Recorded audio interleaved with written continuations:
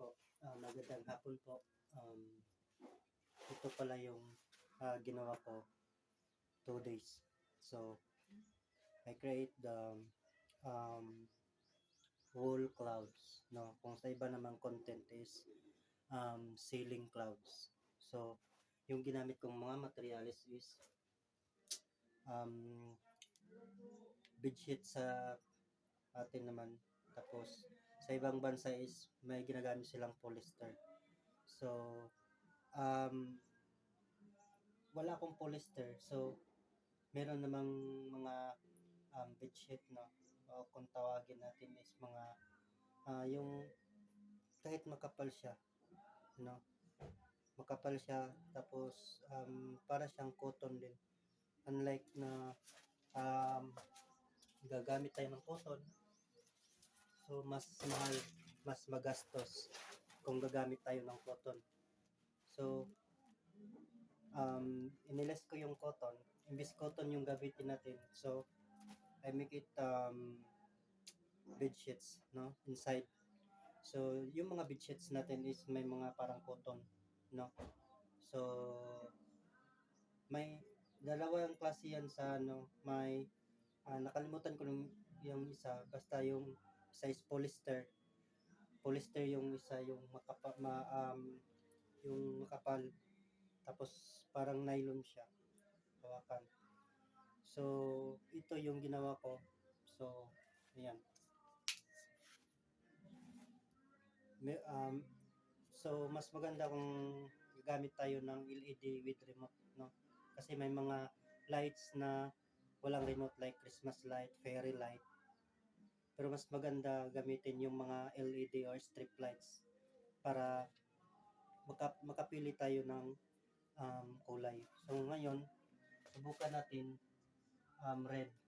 Ayan. So, kung nakikita natin, simple lang siya. Meron ding green, pwede rin green, at pwede rin blue. Depende sa atin, no? Kung ano ang gagamitin natin. At least na maganda siya. So, pinatay ko yung ring light. So, ito yung background niya. Pwede rin natin patayin kasi yung ginagamit ko is fairy light. Combination LED combination with fairy lights or Christmas lights. So, i-off natin. Ayan. So, naka-off siya. Yan ang result kung i-off natin yung LED strip light. Kung i-on naman natin, yan yung result niya. So, may pipilian tayo. Punta tayo sa smooth. Sa, ayan, nakikita natin. So, adjust natin. Ayan. Pwede ring white. So, gamitin natin white. Ayan. So, marami kayong pagpipilian, no? Ayan. Meron ding pink. So, yan ang tinatawag natin yung ceiling cloud, no? Cloud ceiling or ceiling cloud. Ayan. So, para mas magandang mayroong mga parang lightning. So, naisipan ko na gumamit ng yellow Christmas lights or light. So, ito naman ayan.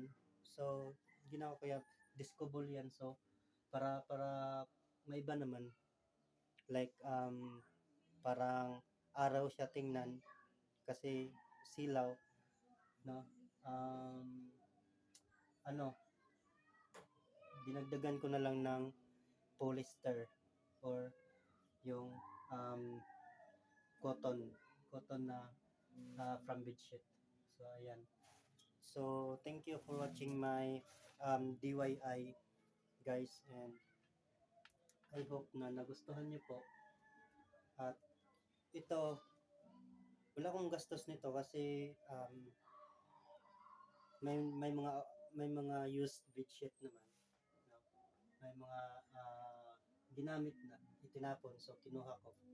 Ayan, so marami pa ako dito na hindi na sobra pa nga. Ayan, so marami pa. So hindi ko na lang to ginamit yung cotton guys, sayang naman. So ayan, So, thank you for watching my videos and I hope nagustuhan nyo. Pwede nyo ring i-like, pwede nyo ring i-share and um, thank you po. God bless you po. I'm Sean Cortez po, your encouraging friend. At i-share ko rin ito sa TikTok. So, sundan nyo lang ako sa TikTok. Thank you po. Pwede rin sa reel. Okay. Wala akong YouTube channel kasi hindi pa ako gumawa. No, hindi pa ako gumagawa ng YouTube account ko. So, makikita nyo rin sa TikTok, no? I-search nyo lang Elijah's Gifted. Nandun yung mga video ko. No, hindi lang dito sa loob ng bahay, kundi meron din sa mga pasyalan, meron din doon sa waterfalls, marami po. Okay, good luck, thank you po, and sana ay magustuhan niyo po yung ginawa ko. So kung mas ma-emphasize siya kung walang ilaw, no? Kasi kung may ilaw, ang pangit tingnan. So walang ilaw para mas maganda tingnan. Actually, hindi pa to tapos. So tinapos ko na lang. So ayan. So marami tayong pagpipilian. May white. Ayan. So mas maganda kung may pink, may green, tapos may blue, tsaka may red. So anong mas maganda? Green, blue. So mas maganda siguro yung blue. No, na para siyang thunder, no? Parang storm. So ayan, thank you for watching my videos. I hope nagustuhan you guys. Thank you po. God bless.